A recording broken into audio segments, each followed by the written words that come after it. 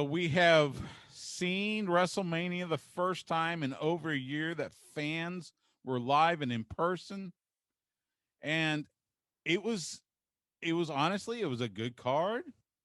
The build up was horrendous, but the card was good. And then the fallout was probably horrendous. And to help me try to make sense of all this, is great to welcome back on the Vaqueros Cafe and Cantina hotline from WrestlingObserver.com. He does Wrestling Observer Live every day with Brian Alvarez. And as I said before, and I believe it even more now, he is the voice of reason on that very program. He is Mike Sempervive. Follow him on Twitter at Sempervive. Mike, how was your WrestleMania weekend? It was beautiful here on the Delmarva Peninsula. So I got out with the family, went out to ride. I love riding. So I went in, and not on bikes either. I'm not one of those people that gets on a bike and then just pisses off everybody in a car by taking up all of the room that's imaginable on a road that was never built for bikes. I'm not that guy riding in the car, riding all up and down. It was a wonderful weekend. And it put me in a good mood for WrestleMania on Saturday night. And the one thing about WrestleMania every year, no matter how bad the build is, and I'm sure we will talk about how bad the build was, but when everybody's online, it's like we used to call it kayfabe week back in the day. When we started, we were in high school and then out of high school and college, and we're just partying. And Monday Nitro was the thing to watch, and Monday was the thing where everybody got hammered and watched. And the football game stunk. You had wrestling on, and even if the football game didn't stink, wrestling was so hot, wrestling was on, and it was fun. And that's the feeling I get at WrestleMania every year, because no matter how bad it is, you feel good for the people that are on there. You feel good for the performers who you love getting behind, and you hate how they're treated most of the year, but they're getting a big payoff. And no matter how bad the build was, or even how bad the finishes might even be for the match, because they got a story that they want to tell, the effort is going to be there. And everybody around you is all amped up, for good or for bad. Everybody's got their jokes. It's always a fun time. And that was me during WrestleMania weekend. And we'll talk about how bad some of these matches were, and some of them were god awful, but it was nice. And to have fans back in the building and just the energy, I love it. I love WrestleMania time, everything that goes on with the collective and the IWTV shows that were taking place, all that stuff. It just makes for a great atmosphere. And with the weather being nice, I was all in it for WrestleMania again. Quality aside, as far as the feels go, I had them all. You're right. And especially having that aspect of the independent shows. We saw two of our Texas promotions there in Tampa put shows on. So, and we know they had big crowds, and all the you mentioned the collective and GCW and all those guys. They, it was that sense of normalcy after missing it last year that we were able to see and feel and hear about this year. I wanted to ask you this because this was something I was thinking about last week when we were doing the radio show. Has WrestleMania lost some of its luster in the fact that, back in the day, the build, we always heard that the build for WrestleMania started the day after the previous WrestleMania, and they would start planting seeds 6-7 months out. This one feels like, it feels like take your random B level pay per view as far as the build. They figured out, it was like Vince woke up on March 1st and realized they hadn't booked WrestleMania. It felt like they did it just like they would, Backlash or WrestleMania Backlash now that they're calling it has it lost a little of its shine? Yes and no.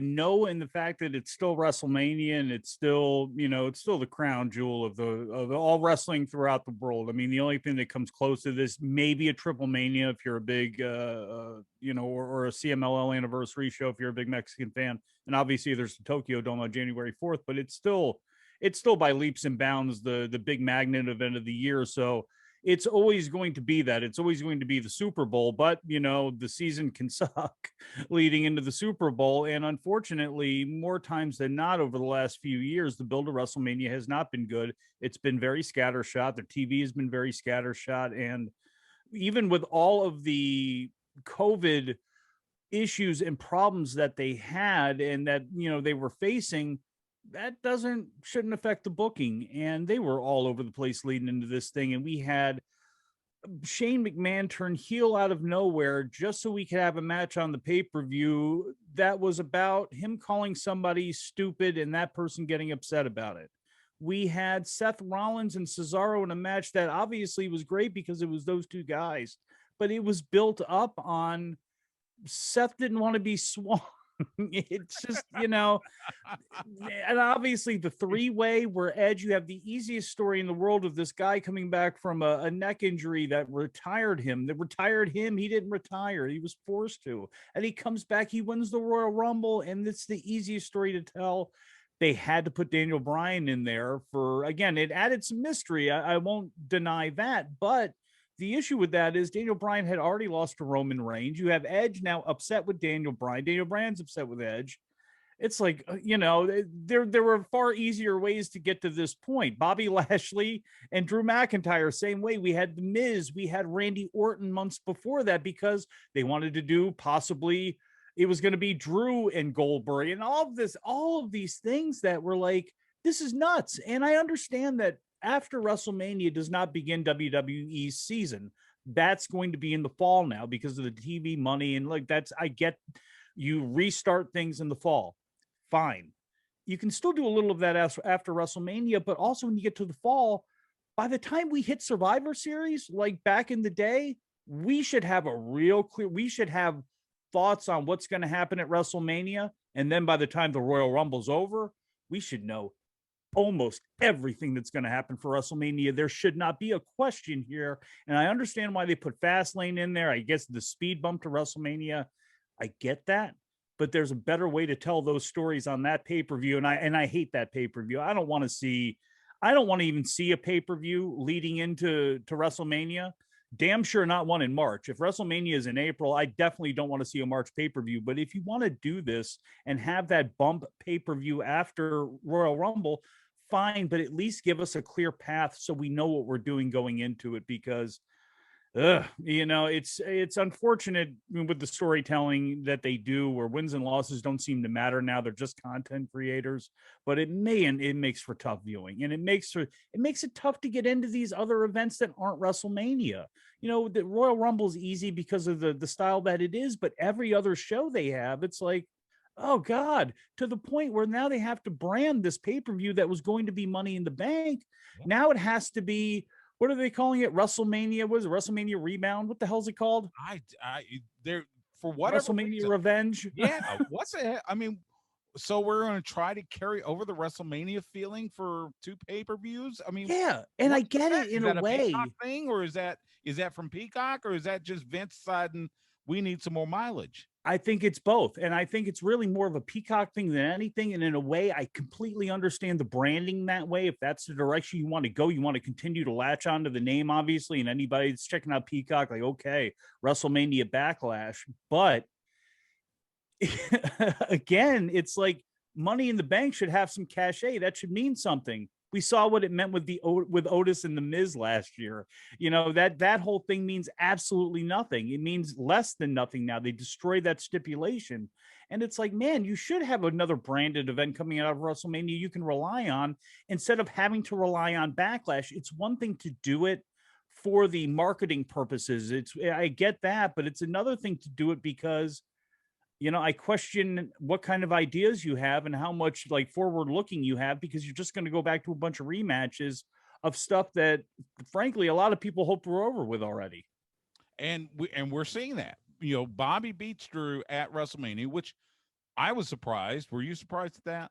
I was not as surprised as some, because I think the way they bookended that show and with African-Americans, and I think Bobby Lashley, I love Bobby Lashley. I love the Hurt Business. I love the fact they built him up as a strong character, and it was his time to win. Not only because I think his fan base right now again, there were a lot of people that were, I'm not saying it was 50-50, but there were a lot of people who are Bobby Lashley fans. And there are a lot of people who identify with Bobby Lashley, who like seeing Bobby Lashley up on the top of that food chain. And those fans should be represented more. And they did that, I think, on night one. And I think that was a part of that. But also from a wrestling point of view, Drew is still going to be strong.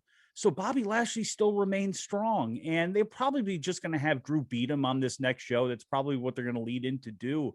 But I really kind of like that decision. I know a lot of people are jumping on it, but I understand why they did it, and I think Bobby needed it more than Drew did. And again, look, even though it was a clear victory because Drew passed out in wrestling canon, Yes. that doesn't necessarily mean it. That just means now. Granted, the logical thing would be so Bobby Lashley keeps this guy barely awake and then just tortures him until the referee calls it off. You know what I mean? So Right. it's like, you got to pitch that out of your brain, but like, he doesn't lose anything because he passed out because he didn't tap out. So it does set up the next match. So I'm good with that. Now, how Mace and T-Bar are going to play into this and all that, we're going to have to see down the line. But like, I completely dig why they did that. And as much as I'd love to agree with you, they do these rematches. They'll do these WrestleMania rematches at Backlash, and you end up with the same result. So, I would love to see Drew win it again, but I got this sneaky suspicion it's going to be just another victory. They'll figure out some way to make it more convoluted than it should. I don't know. I mean, we'll see as we get closer to that WrestleMania Backlash. So, well, and the problem for either one is, if Drew wins, how many heels are there? Bobby wins, how many baby faces you got built up? You're kind of in a catch-22 there. So in a way, if you're still up in the air about this and you're not going to shuffle around the roster, Randy Orton can play both sides of the fence, face both guys. There's things that you could do there if you wanted to, but the fact of the matter is, no matter who won, damn, they don't have any stars. That's the biggest problem that they have. Yeah, and that's been the problem for the last few years. What was match of the night for night one? I would say likely it's Sasha and Bianca. Would you agree? Yeah, I think it was. I think with, this is going to get me shot, but sometimes I think the women's matches in WWE are a little bit overrated. I've been watching women's wrestling for a long time, and I'm not one of those people who's like 1993 All Japan Women's is the only thing. I'm not saying that, but I've seen a lot of women's wrestling, and WWE's got a formula and a style. But with that said, they work so damn hard. And the bottom line is, however you feel about the quality of the women's matches, no matter in WWE or AEW, if they are serving their fan base, then it's good. And nobody's got a bigger fan base than Sasha Banks.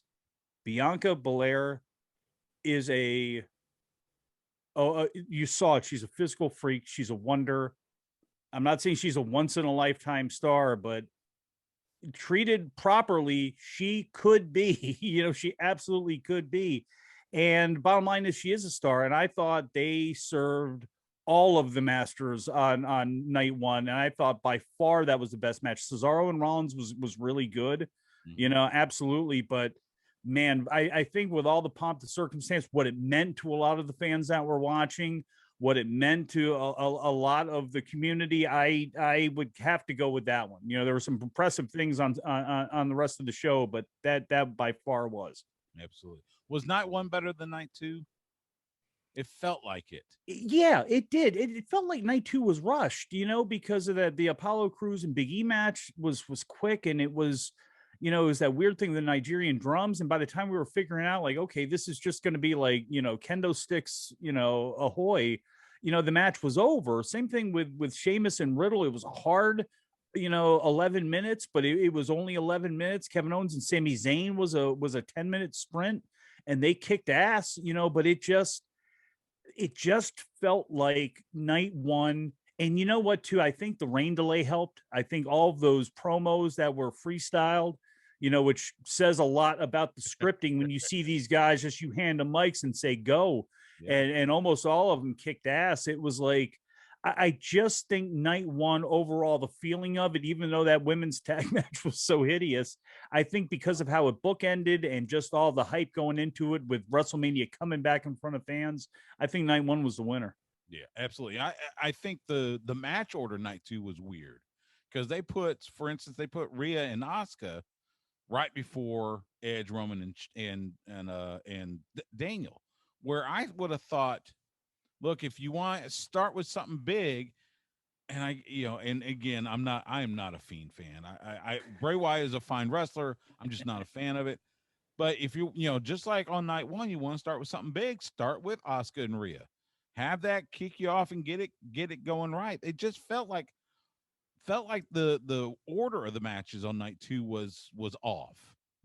The only thing about that is there is a getting it out of the way when it came to the Fiend and Randy. I get that. Yeah. And I actually get that even though Brian Alvarez hated it, I can see in WWE's mind with them, on Peacock that with this freaky thing with Alexa coming out and you get this box and you get all of this aesthetic that's going on with this, and I get it. And I also get that, at least from my point of view, good you got that thing out of the way, like right away. But I also completely understand where you're coming from, because you opened up night 1 with what everybody thought Drew McIntyre was going to win, I think, in most cases, and you were going to get the big baby face pop and all that sort of thing.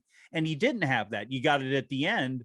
But to flip it and then to have, especially because I think everybody thought Roman Reigns was going to win the main event too. So to flip it and have Rhea come out there with that entrance, which, by God, the girl singing it was awful. I hate that song anyway. It is what it is. But Rhea's a damn star. She's another one that, like, you can't replicate that look, much like Bianca. Like, Right. you can get some athletes that'll might be on par, but these people know what they want to be. They know the characters that they are, and they know how to project that. And Rhea's a star, and her beating Asuka to start night 1, I thought would have been a great idea, and I like that idea as well too. So I can't complain with that whatsoever, because that would have been just as good, if not better, to start the show.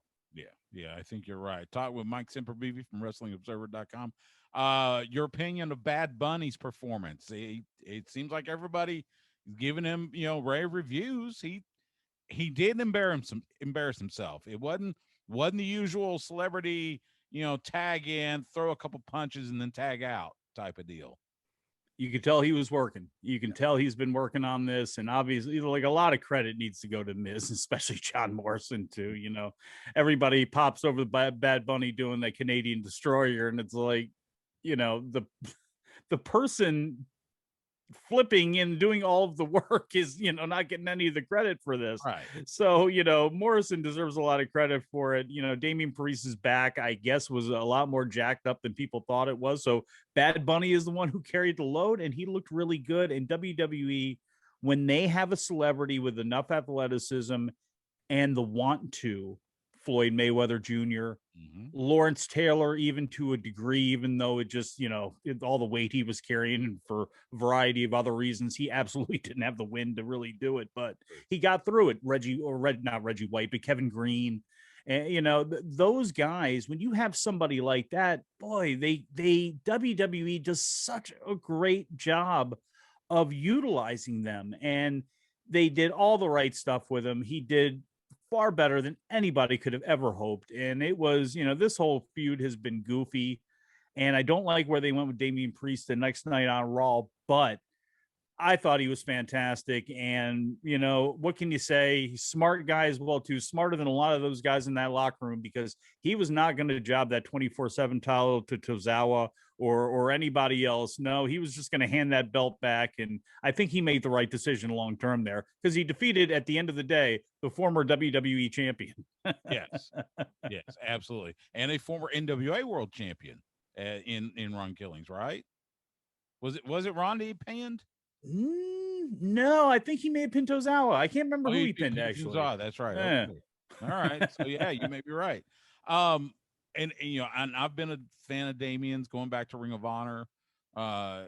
Just like you, we've gotten a chance to meet him and visit with him. He's such a good guy. So I was happy for him getting his moment.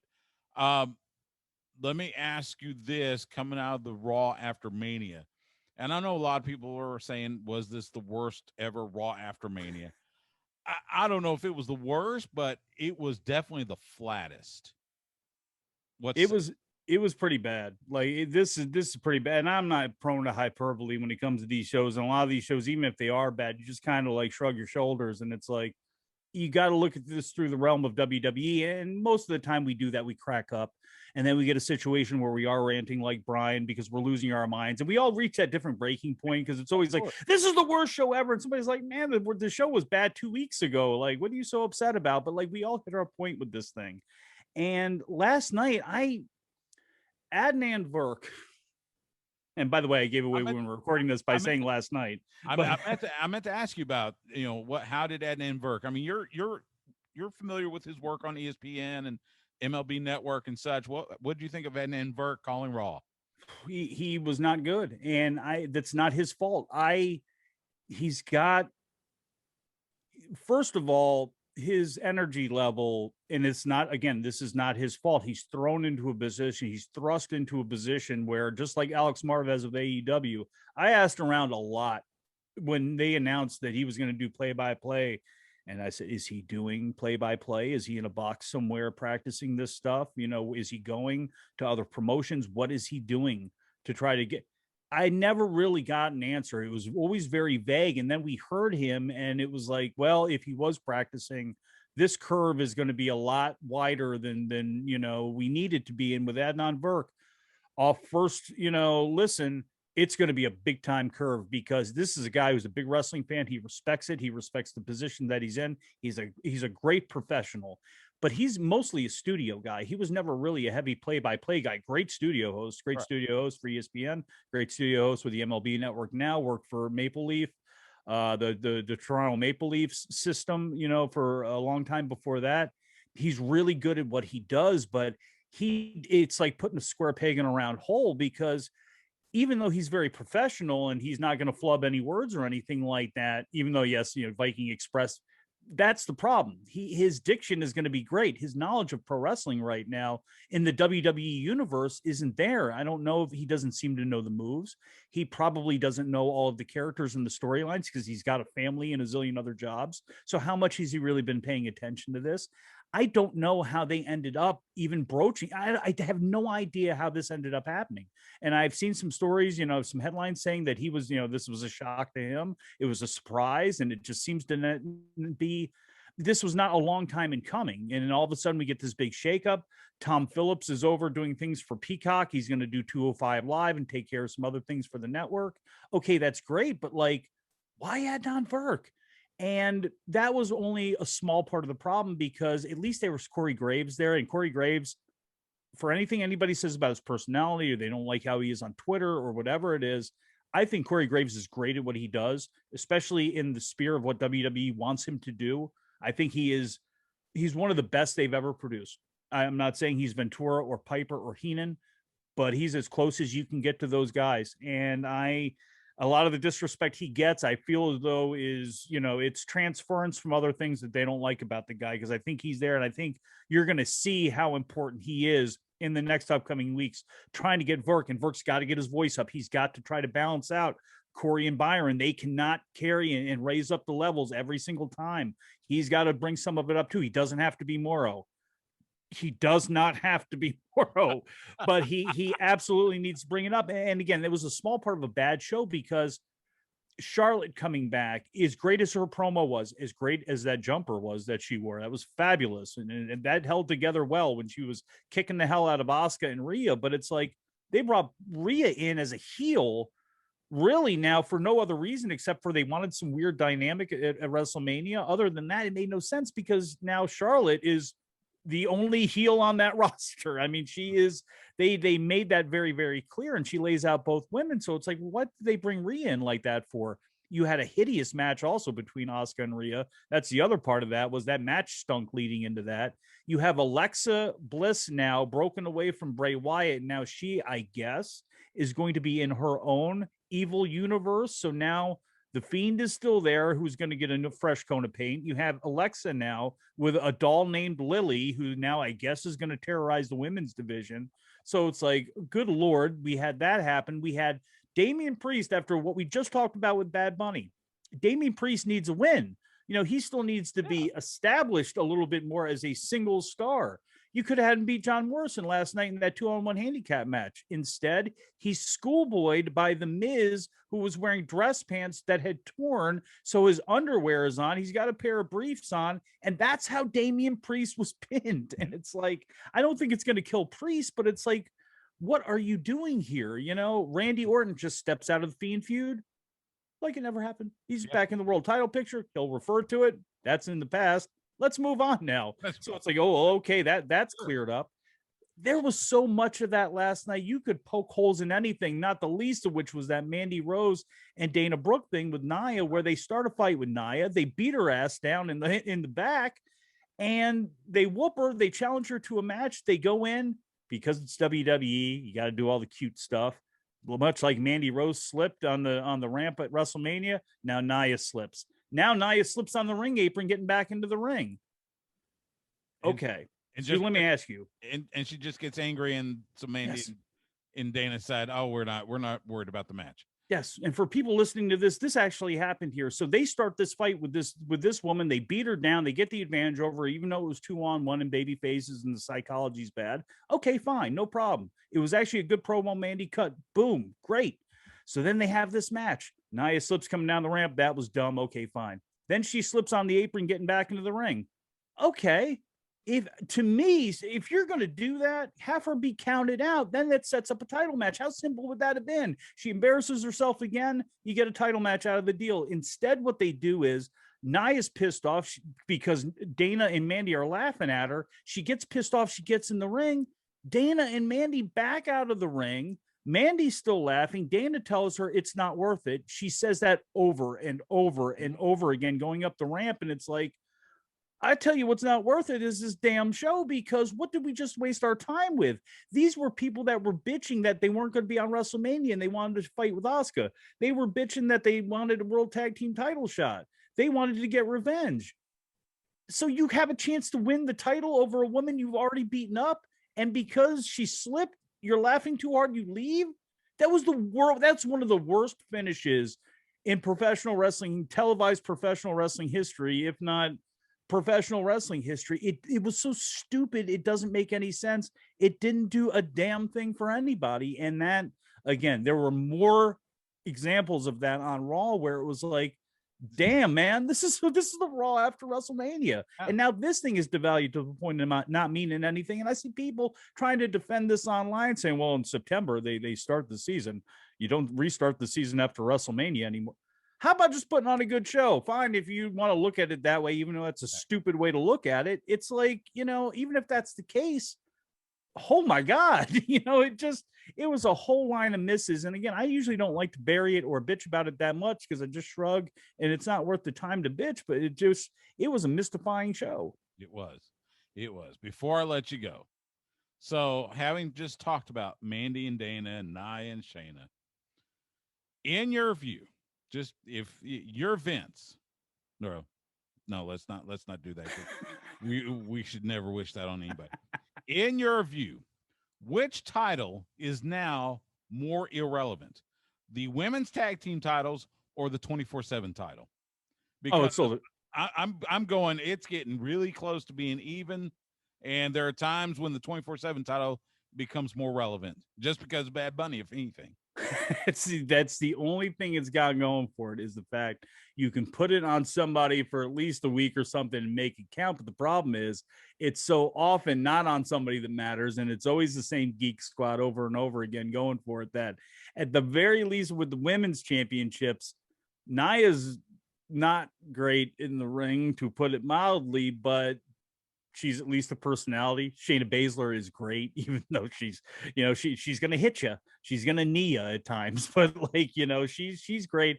Asuka, there are names enough where they will do makeshift teams and possibly do something with it. Now, I will say this, if we go on a stretch where it's like the Central States tag titles and the 80s or something, where it's like the Western Heritage. Where it is, Naomi and Lana and all that, and it is Mandy and Dana and this type of nonsense, but I'm hoping for the Riot Squad to hopefully save this thing maybe or something like that. But And that was another sin around WrestleMania. I'm watching the Riot Squad. I'm watching just women's wrestling in general across the world. And then you look at what it is in WWE, and it's like, boy, what the disconnect is here. Because I would love to see, Ruby Riot's been out for a long time. She's been around for a long time. She's so good, so underrated. But like Liv Morgan came up in their system, and she's excelled not being given much. And I think it helps that she's been teamed with Mandy on that, where Ruby Riott on top of the fact that she is really wants to be a wrestler. And I just think of them barnstorming and facing, other women across the world. And I think it would be great. Thunder Rosa, listen to Oh, him. man. Let's get him in Mission Pro Wrestling. Let's have him show up Pinball's Kingdom Buda. And there's a great example about women's wrestling. Thunder Rosa, Serena Deeb, what Britt Baker's doing right now, but especially Rosa and Deeb. When people pop over other, lady, oh, I like this person. It's like, you know what? Wait till, you see, like, again, because Ty Conti, there's been a lot of improvements be made, but I think a lot of people get smitten with some of these folks and they see him and it's like they're going to be a star. And it's like they've had 2 matches, for heaven's sakes. Like Serena Deeb and Thunder Rosa have been at this for so long and they're so damn good, and the only thing they can do is make other people better. They really can. Absolutely. He is Mike Sempervive. Catch him at WrestlingObserver.com. Catch him weekdays with that one and only Brian Alvarez on Wrestling Observer Live. And follow him on Twitter at Sempervive. Mike, man, it's always good to talk to you. I love your perspective because you help me get centered. Like I said, you are the voice of reason. So all the best to you. Be safe, be well. And by the way, WrestleMania next year in Arlington. If you make it out there, I'm buying dinner. All right. Hey, you know what? I'm going to accept and eat that dinner and be very, very thankful of it. The same way I am every time you have me on, and anytime you need me, I'll be here for you, brother. Thanks, man. Absolutely. Have a good one.